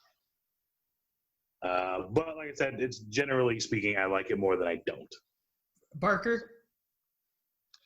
I'm going to have to disagree. I feel like this season was... I love season 1, but this trumps season 1 by far. Just the story arcs and everything behind it is just amazing. And literally, it's not like it's kind of focused on certain characters. Like season 1 was kind of a little bit more Raven, and this season's kind of a little bit more Dick. But at the same time, like nobody's kind of getting like pushed out with this, and bringing in all the other elements, like CJ said, like with Cadmus and Superboy, and even Crypto. Crypto even has kind of like a little kind of a part to this. I think it really was great storytelling, and from 2 to 13, it's hard not to say that there was a horrible episode. Yeah, 2 things on that. One, that's something I did notice is season 1 went from mostly a Raven-centric season to season 2, everybody kind of having a not even share, because that's not true, but everybody did get some sort of spotlight in different episodes and different moments in the show to kind of shine or kind of progress their story arc. So I appreciated that more, which is why I do like season 2 better more than season 1. And before I tell you my thoughts, the other thing is, I always laughed whenever they're like, oh, where's Dick? And it's just different things that they said that was like, oh, Dick's gone, or like we could never find Dick after this, or like something like that I always laugh because I'm 13 years old, and it's funny to me. Right there with you. Yeah. But as far as my thoughts on the season, I besides a couple things here and there that I thought, they could have done better. I thoroughly enjoyed the season, and after that first episode, because I was like, that better not be the season and how it goes. But no, it picked up right after that, and I was really, really happy with episodes 2 to 13. So I'm glad they got a season 3. I'm glad that they're developing the characters and the relationships between them and stuff like that. So I thoroughly enjoyed season 2. So my first question is, what do you guys think of let's see if my page can load. You said load. What did you guys think of Ian Glenn as Bruce Wayne? I think that's the most pressing question that we have for season 2. What did you guys think of that? It was terrible. Just completely miscast. And I say this as a guy who likes that guy, but I figured out what it is. I think he doesn't present as Bruce Wayne, right? Like, he just doesn't. He is way too classy to be Bruce Wayne. And that's not to say that Bruce Wayne cannot be classy. He absolutely can. But Bruce Wayne, no one would describe Bruce Wayne as a classy person. And Ian Glenn almost cannot not be classy. And he's too small to be Bruce Wayne. Bruce Wayne could kick that guy's ass. He just looks like a frail old man. I'm sorry, like, whether he is or not, He's not Bruce Wayne. I'm sorry. Barker. Don't get me wrong. He was great in Game of Thrones. He was probably one of my best characters, but I feel he got cast as Bruce Wayne because of that. And yeah, this was not a good Bruce Wayne. I did not see him as Batman. I did not see him as Bruce Wayne. It was very miscast, like CJ said. And I like England, but not as Bruce Wayne Batman, you know. Yeah, it's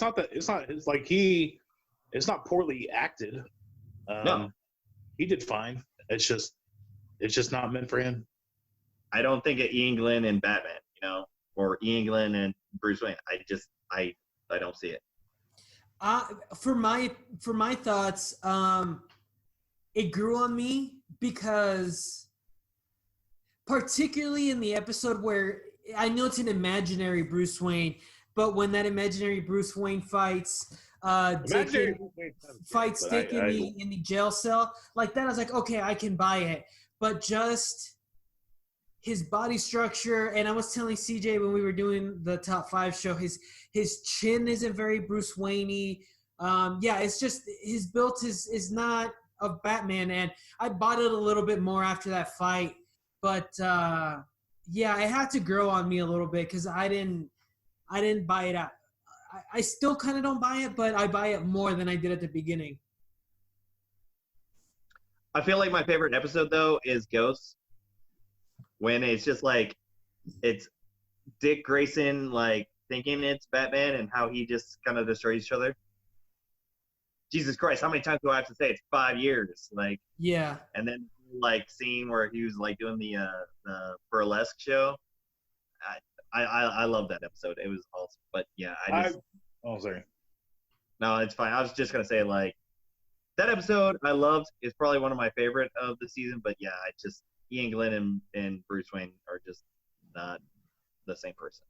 That is a fantastic episode because I love that kind of dichotomy between them. Like Bruce Wayne really is Dick's like demon, like he's his savior and he's his blessing and his curse, right? I love that idea that he wouldn't be where he is without Bruce, and he wouldn't be, you know, he needed Bruce, but he has to get. It's a double-edged sword. I love that so much, and I actually really love the way they did that, where Bruce is an imaginary fucking like a fictional character in his head, but he's a dick to like that plays so well on any kind of issues that you might like. Probably people with bipolar can relate to that, or people with you know, some sort of like schizophrenia. I don't have either of those. So I wouldn't know, but I'm guessing people can relate to that, and it's just I love the way they pulled that off. That it puts you in that headspace without. It made it very real, and they didn't have to like explain it. They just did it, and they pulled it off in such a way that it made everyone be able to relate to it. I thought that was really cool. And not only, and that's the thing. Go for it.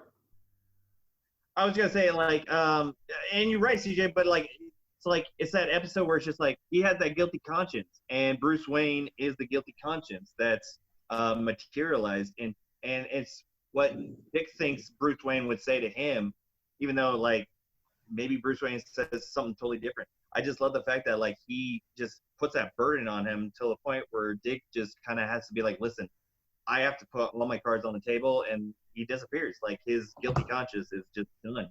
I loved how they did that.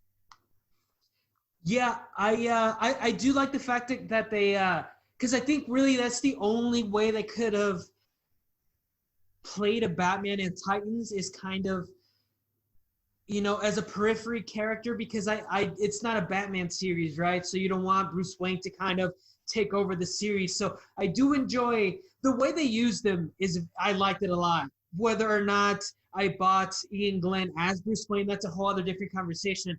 but the way they use them, I totally like that because of what I mentioned before, and you can tell just how psychologically fucked up Dick is when it comes to being out of the shadow of Bruce and what he thinks of himself, in comparing himself to Bruce and just everything, and he's always in his mind. And we always think of like Nightwing and Batman, or Batman and Robin, to have like this, this very good relationship, but when in fact, like, there's sometimes that Dick Grayson hates Bruce Wayne for what he made him do with his life, and made him a living weapon and stuff like that. And I thought they came out really well in season 2, and that's one of the aspects of the show that I really enjoyed. And honestly, let's give it up to Brendan Thwaites. Now I don't see anybody else as Nightwing but him. Honestly, like, he looks like a real life Nightwing. And both of you guys have kind of talked about this character before. CJ, obviously, he's a big Nightwing fanboy, and you've talked about this show before. What do you guys think of that character in general? And then, as a side question, what did you guys think of that costume when you guys saw it finally in that last episode? I love it. I think this show, more than most shows, is fucking brilliantly cast. It just has that one kind of outlier, I think. And I would say this more in the first season. I think Raven was kind of miscast too, but that's hard to do probably. I think she did better this season though. But anyway, I think it's exceptionally cast, and particularly Dick Grayson. That guy, what's his name? Brendan Thwaites. Thwaites. He's fantastic. He was born to be Nightwing, dude.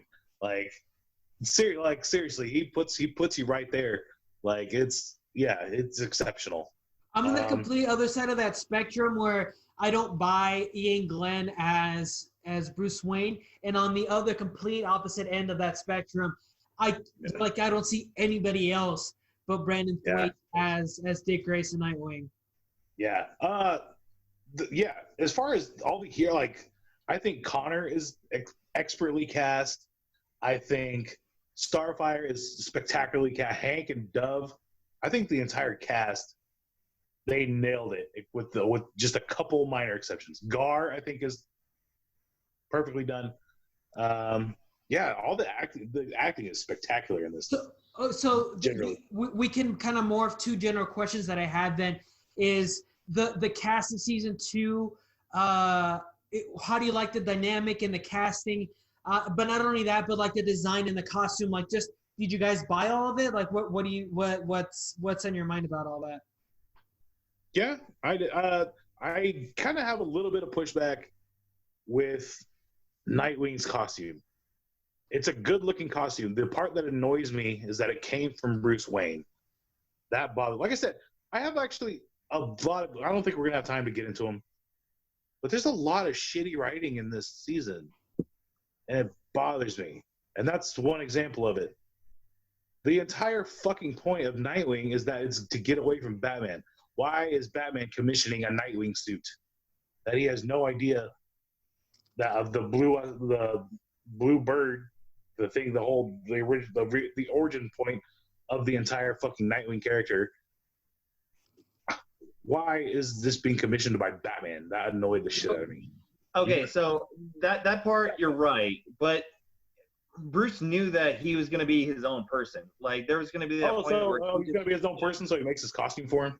Yeah, great. No, awesome. he knew he was going to be his own person, so he had that costume.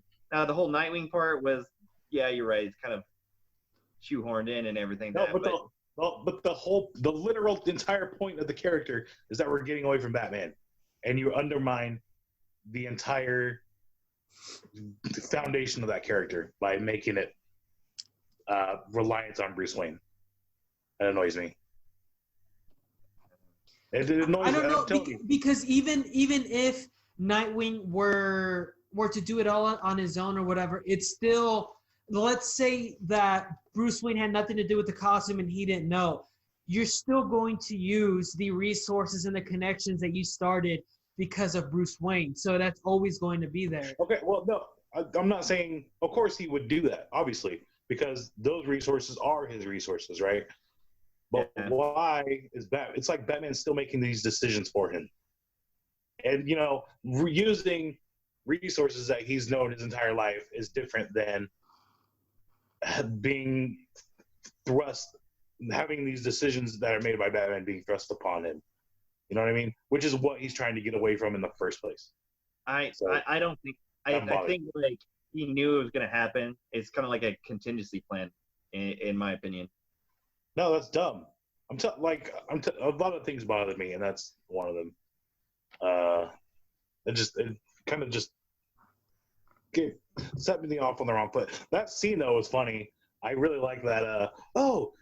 Dick Grayson likes his fruitcake still on fire, like that. Yeah, yeah. That guy had some really passive aggressive comments towards that. Yeah, that was funny. That was pretty funny. So I actually like the scene of it, but just the symbolism of, oh yeah, this is still me. I'm Batman, still making decisions for you. That annoys me.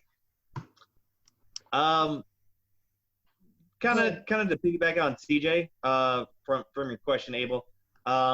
He's right. I mean, everybody was cast fantastically. I think Deathstroke, what was his name? Something Morales. I think he did a great Deathstroke. I think Jericho in this, Wonder Girl, Hank and Dove. I think, and even Garth. Although, like, I wanted Aqualad to kind of stay around a little bit longer. I think that would have been a great Teen Titans. The old Teen Titans, not the new ones. But and on the costumes, I don't have a problem with any of them. I think all of them were great. You don't really get to see Donna in hers really so much. So yeah, I guess that kind of transitions into my next question, and you can include Donna Troy in this because although she played overall last season, it wasn't as big as this season. What do you guys think of the new characters introduced in this season, as far as like Deathstroke and Jericho and Rose, Donna Troy? Those kind of characters that had a bigger role to play in season 2. And which one was your favorite that they introduced this season? My favorite by far was Jericho. I fucking love that dude. Jericho's he was dope. like, yeah, he was like, I'm glad he's alive. Obviously, spoiler alert. But I hope they find a way to make him his own person again somehow.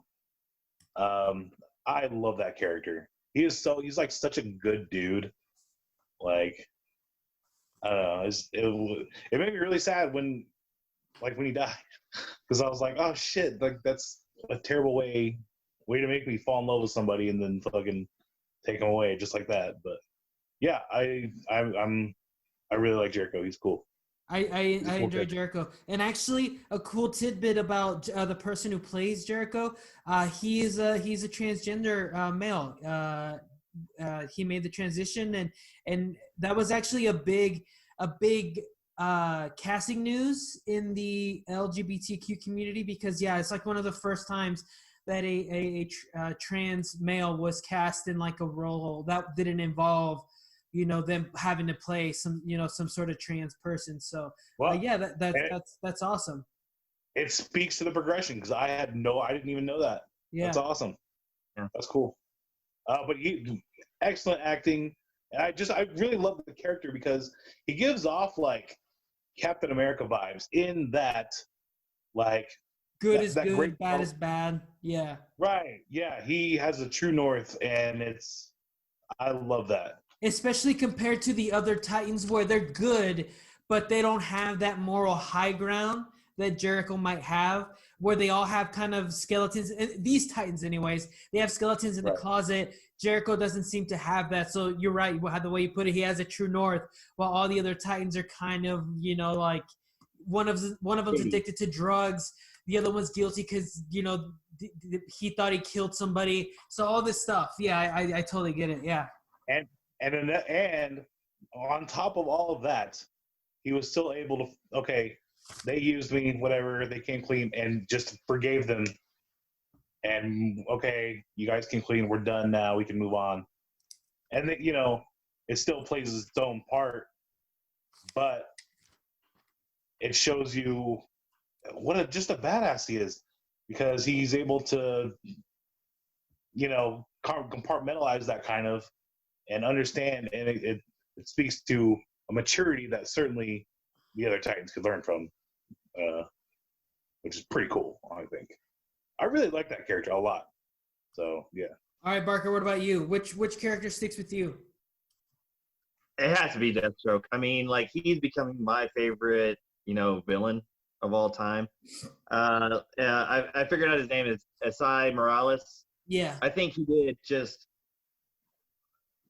set the bar for a Deathstroke villain on by far, even if it's movies or anything like that. Like, just the whole backstory of him and just how he like tries to destroy the Titans from the inside out, even like with his daughter Rose and everything like that. And it's just like a mental like chess game with him where like he's 3 steps ahead of everybody. And it like I said, just the acting and just how they made Deathstroke like that kind of villain was just phenomenal. I loved it. What'd you think of his costume? Dope as fuck. CJ? I like his costume, yeah. I did too. It was a little clunky at first, but it got better. It got better. Like, yeah. Do you remember the Teenage Mutant Ninja Turtles like movie? Yeah. Where like Shredder becomes like Ultimate Shredder? Yeah. That's what I thought like he looked like. Like, because like it's like you said, like it's bulky, but like it's very intimidating. Where like in the comics and everywhere else, it almost looks like a skin suit. But this one is just like it looks like he has like riot gear on it. Like I loved it. So which probably makes more sense. Deathstroke definitely has a type, right? Like, you know what I'm talking about? Yeah. That's funny. Yeah, he does. So what about Rose? What do you think about her? What do you think? Actually, let me combine this. What do you guys think about Rose and Connor as far as characters? Rose annoys me. Connor also kind of annoys me, but like in the same way that like Superman annoys me, because he's like, and less so now, but it's like he's goody two shoes. Like, I don't know. I'm actually, who annoys me more is that lady, and this is what I'm talking about. Guy, I'm telling you, there's a lot of shitty writing. So whenever she takes him to Cadmus Labs, that defunct Cadmus Labs, he's like, "Oh, here's the door that I brought you all this way to. I don't recommend that you open it, but that's why I brought you here. But don't open it though. But yeah, go ahead and open it. It's right there. But don't do it though." That's so fucking annoying. The whole thing, like, I don't know. Anyway, Connor, and then he has to come out, and it's like, they have to do that thing where he chokes the shit out of her. "Oh, I'm so angry." Like, fuck you, dude. You're annoying. They both, honestly. He's honestly, dude. Honestly, if our daughters at their age right now had the powers of Superman, but the emotional range of a 3-year-old, like, they're choking somebody. You know what I mean? He has the emotional smartness of a 2 or 3-year-old. He's choking somebody. Perhaps. I don't have a daughter, so I don't know. So. No, my daughter would totally choke the shit out of me. Oh, like, for sure. It's not even a question. Absolutely, she would. She might anyway. But all right. So, what about? So maybe you have a point. What about you, Barton? Okay. So with Rose, Rose. I don't know. Like, I like the direction they went with the whole relationship with Jason Todd. I thought that was it was surprising, but at the same time, like, it kind of makes sense. But at the same time, I'm not really a Rose fan right now. Maybe season 3, they turn around. Connor, on the other hand, I really like. I think, like, he, for, like you said, being the mentality of a 2-3-year-old, like, he kind of is understanding a lot quicker than we were expecting. and he's trying to figure out like who he is. And I kind of like that episode where he kind of figured out that he's half Superman, half Lex Luthor, and he's just trying to kind of be his own person, but at the same time like figuring out like I have this bond between doing good and doing evil. But sometimes when I do evil, I do good, and when I do good, I do evil. You know, I like that aspect of it. I really want him to develop more in season 3 too. Yeah, Jason Todd is one of my favorite characters, and it's just because in season 1 and in a lot of the first few episodes of season 2, he just comes off kind of like a Damien type, like just a real prick. But when he gets abducted by Deathstroke and Dr. Lightning, you can kind of not start seeing psychologically like he's a little fucked up. And then when he finds out that Rose has been playing him the whole time, like he doesn't know who to trust. And after that, like he just vanishes, and we don't see him again until Donna Troy's funeral at the end when she's dead. And yeah, I really enjoyed him as a character in season 2, and they gave him a lot more emotional depth. And his character arc is one that I'm really excited for in season 3. Okay, just kind of a few. Huh? Side note, there was one thing I really didn't like about season 2, and it was Dr. Light, because I know him from Drew from Scrubs, and he was really cool in that. And for Dr. Light, I really didn't like him. Wait, what was he in Scrubs? He was Drew from when season 9. Oh, I try not to remember season 9 of Scrubs, so I know, I try not to either, but it happened.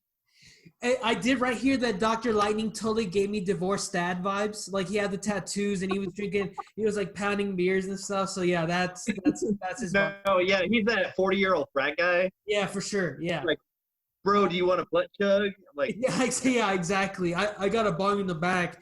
What do you guys think of the ending? Deathstroke isn't dead, right? Like he's coming back. Oh, he's coming back. Why would you think that?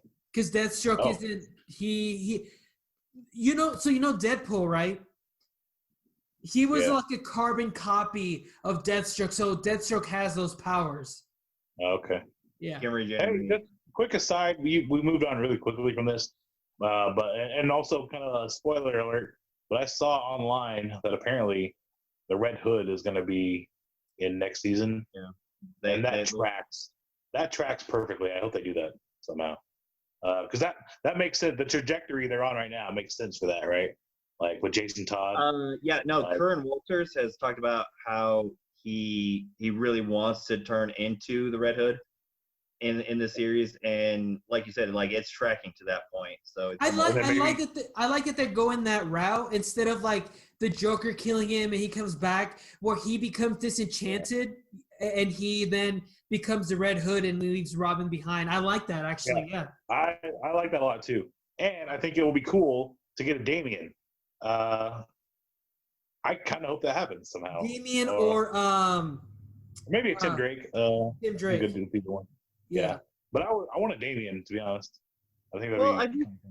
I think like you need to do Tim Drake. You don't really see Tim Drake a lot, other than in the comics. So. Yeah, Tim Drake's cool too. He's like a borderline genius. Yeah. Like that'd be cool to play with that actually. And see how it fits in. Because none of the Titans are really the techie guy. Like they all know of computers, and Gar runs a lot of the the home base or whatever. But none of them are like none of them are like building things or whatever. And it'd be cool to have that character archetype on that show. It's almost like they gave him that just because like he plays video games. Yeah. It's like, and they just don't have anyone else. So it's like, I guess. By the way, electronics. By the way, Gar had the most fucked up story arc, right? Like, where he's like, he's a legit murderer. Yeah, exactly. His one hang up was that he killed that one guy in season 1, and now he killed like a fucking handful of people in season 2, and he's like supposed to bounce back from that like nothing. Like, no, this guy is psychologically fucked for a while.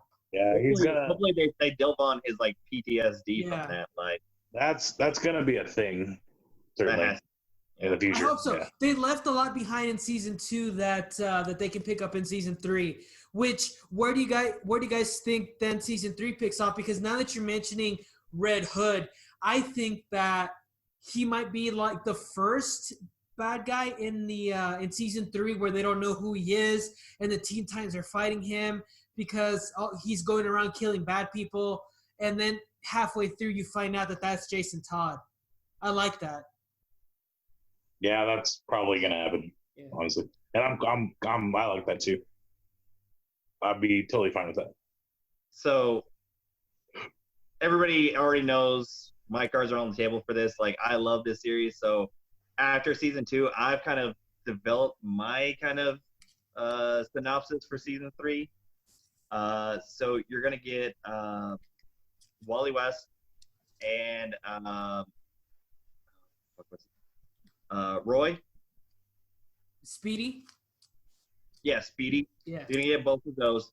They're going to further go into Cadmus, which actually turns into the Hive, and they're gonna start facing Hive and everything. That I think season 3 Ender is when we start meeting Brother Blood. And then also I think like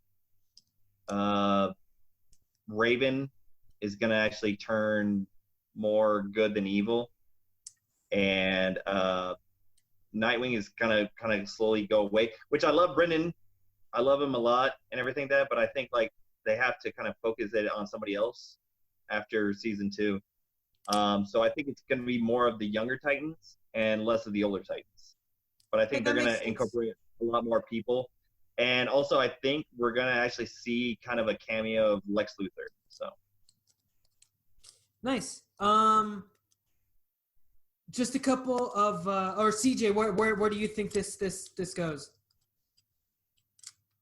Sorry, where do I think what? Where do you think season 3 picks up? I think you probably nailed it. I think they do some Red Hood stuff. And then obviously we're failing to mention Blackfire. That's going to be clearly that's how it ends. Clearly that's going to be a thing. So we're going to focus more on like for season 1 was Rachel, season 2 is Dick, right? I think season 3 is ready to be Corey, which is cool with me.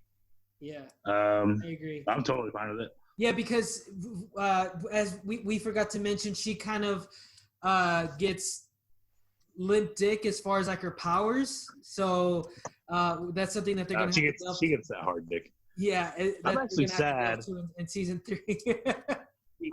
she is that limp dick, but she gets that hard dick.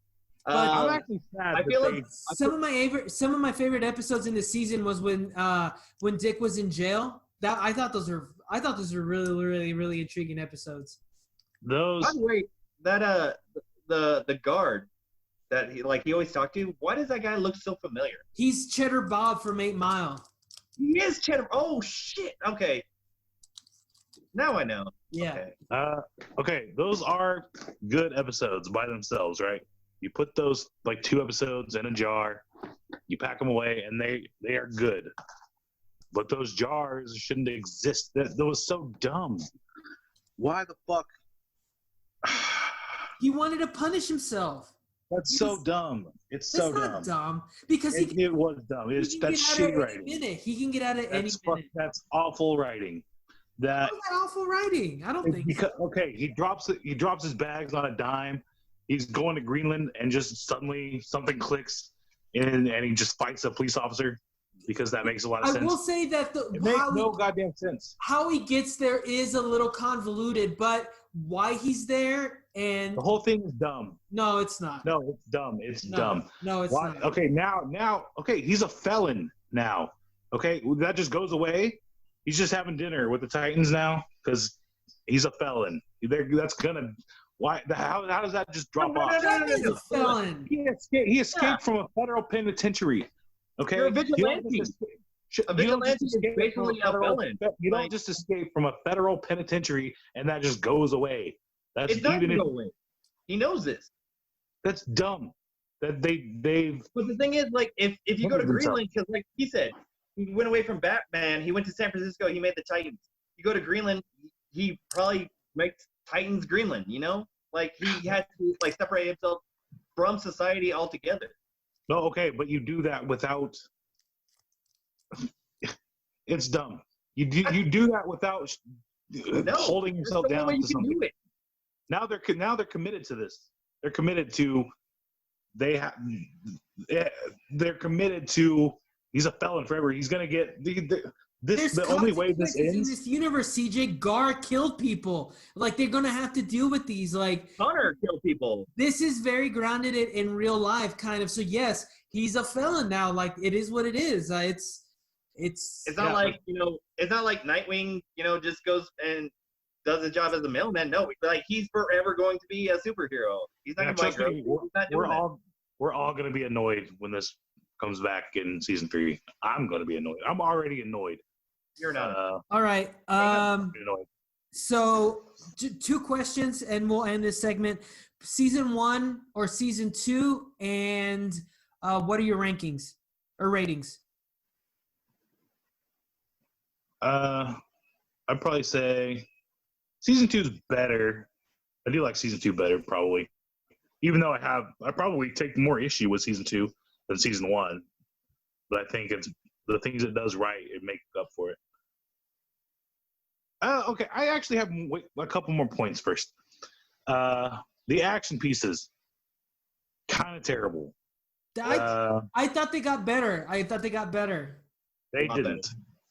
You're wrong. No, that scene with like Dick and Deathstroke in that building. Okay, go back. That was awesome. Go back and watch the fight just any of the fights, any of the training bits. The one where they're all blindfolded, and the one that sticks out to me is the one with Deathstroke, Corey, and Dick Grayson, where Jason Todd is on the ledge. That's the best one. That fight fucking sucks. You can go watch it. You can go watch it. You can tell they didn't practice it enough. And it's like so slow.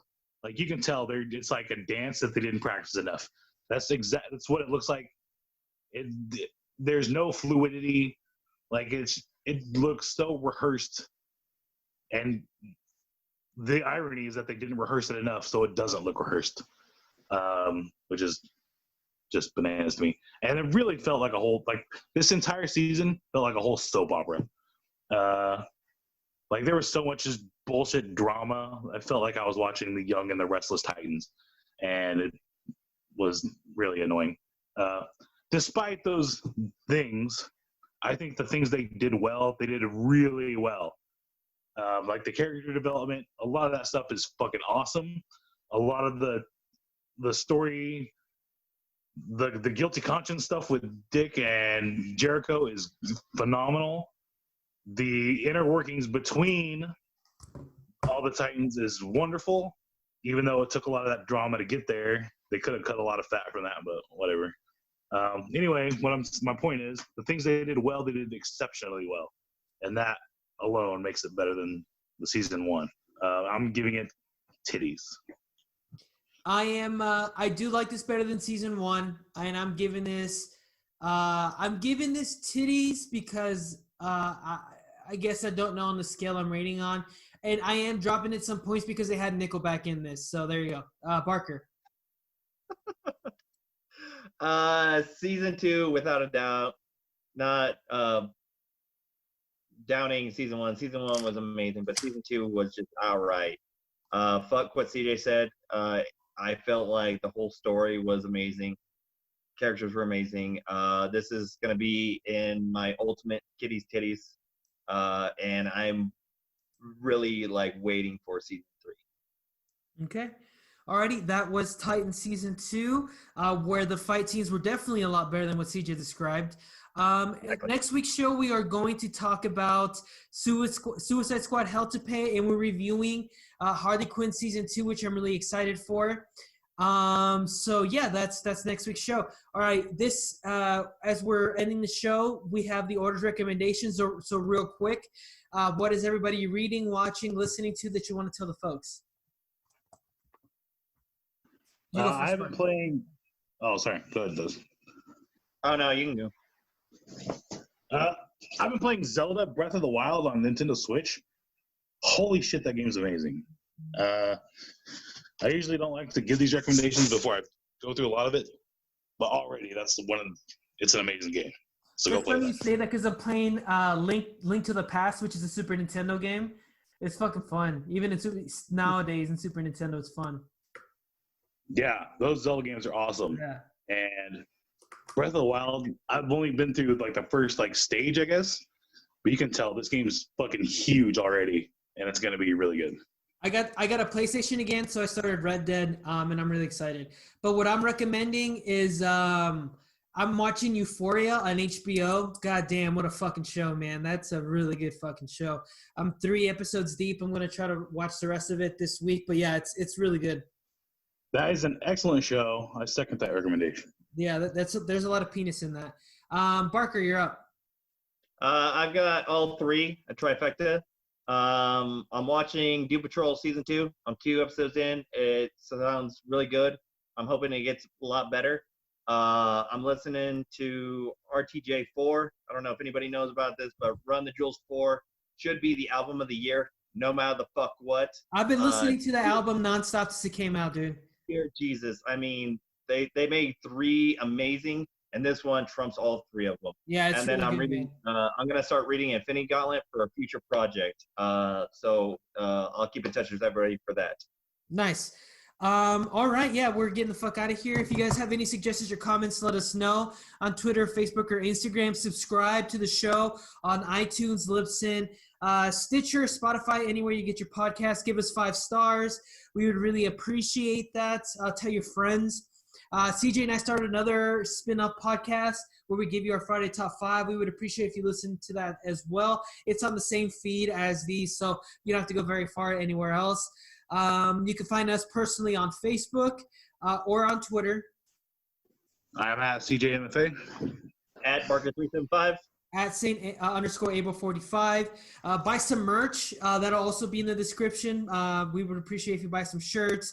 Go sign up on our Patreon. We have different levels, different marks that you guys can hit so we can give you some more content. And we would appreciate the money. It would go to help us do a better show. Listen to us on YouTube if that's your thing. We would appreciate that as well. And go to our show notes if you guys want to know anything more about the news stories that we talked about today. So thanks everybody for listening. We really appreciate you guys put your input. And thanks very much. Anything else? No. We back, bitches. We are back. And don't forget, obey the NWO.